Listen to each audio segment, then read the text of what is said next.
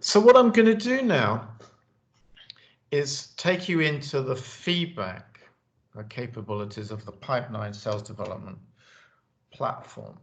And what I'm going to do is talk a little bit about how George Beck, our superhero sales manager, used feedback, or moreover, used the results of feedback to really make sure that each one of his salespeople had their own personalized development plans focused on the skills, those next skills that they needed to really develop and grow.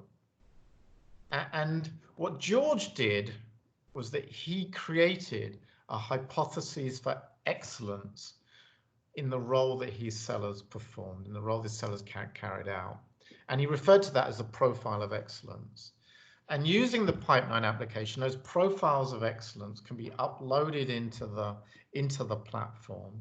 And it means that managers like George can give feedback to each one of their sellers based upon kind of the work that they're doing against the profile. And this is exactly what George did. George Beck was able to go into the Pipe9 platform and he was able to start the feedback process. He could choose team members and he could begin the process of completing. I'm just going to click on begin here and begin the process of giving feedback. I'm going to jump through some of the introductory screens and I'm going to get into the first feedback screen. And what you're going to see on the screen here, on the left-hand side, you're going to see the practice areas that make up the role excellence profile. In this case, there are 5.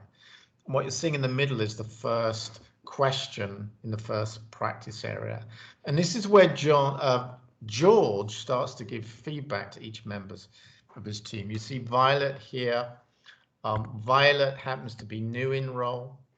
Christopher happens to be in role for about 15 months, so he's really starting to get going in his role. And Klaus is really experienced. He's been in role for over 3 years. And so the way that George will give feedback to Violet, Chris, and Klaus will be different because they're at different places in their journeys towards becoming excellent in role. Now, what George was also able to do was to use some scales to build up a perspective on where each one of these 3 sellers are in their journey. And these scales are the importance scale. How important is this particular action to each one of George's sellers, and the inherent skills and the behaviors? How important are those skills and behaviors that they adopt them based on where they are in their role? How frequently are they actually adopting them? And how capable are they at adopting them? Because they might be adopting them, these behaviors never because they're not capable to. Or they might be very capable, but they're just not actually adopting them. And so these 2 things give a slightly different perspective on what should be done. If frequency is low, this is really all about George coaching them to do these things with a higher level of frequency.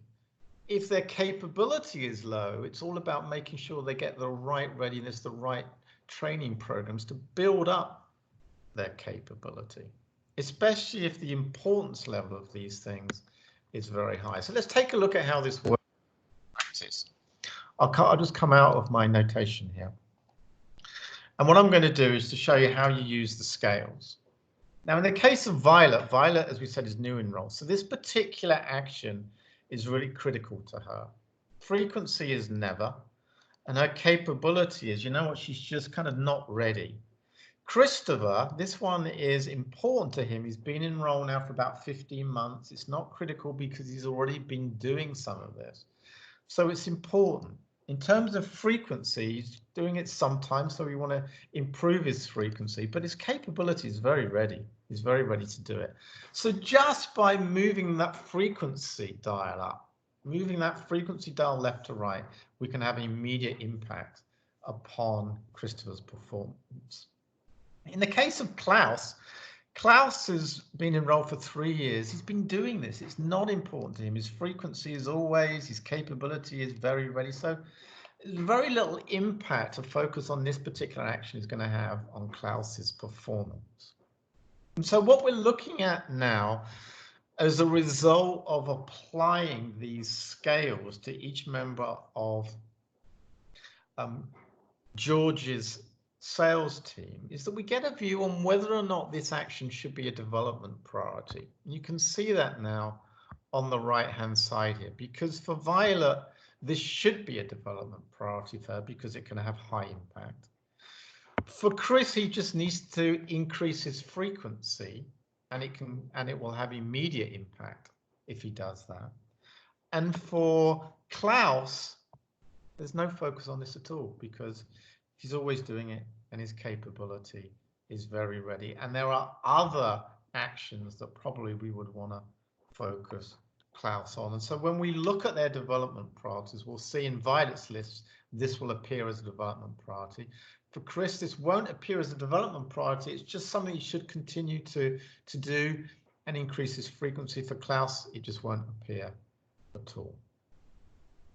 So this is how feedback works and drive development priorities using the Pipe9 application.